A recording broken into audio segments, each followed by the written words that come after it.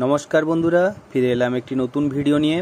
आज के भिडियोते मा दुर्गार ए टू जेड माटिर काज एबं तार साथे सिंहेर मुख किभाबे बानाते हय सेटा देखाबो। आशा करी भिडियोटी आपनादेर भालो लागबे, ताई भिडियोटी स्किप ना करे पुरोटा देखुन। ताहले चलुन भिडियो शुरू करी।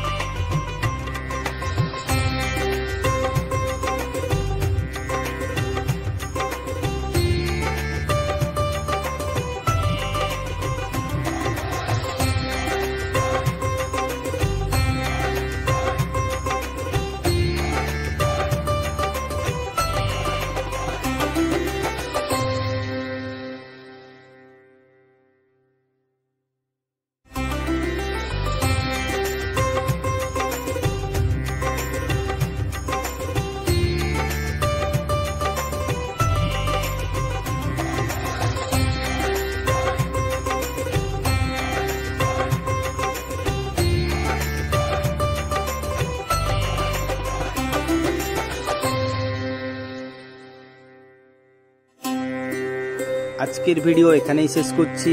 দেখা হবে নেক্সট ভিডিওতে। ভিডিওটি যদি ভালো লেগে থাকে তাহলে প্লিজ একটা লাইক করুন এবং চ্যানেলটিকে সাবস্ক্রাইব করে পাশে থাকুন। সবাই সুস্থ থাকুন, ভালো থাকুন, টাটা।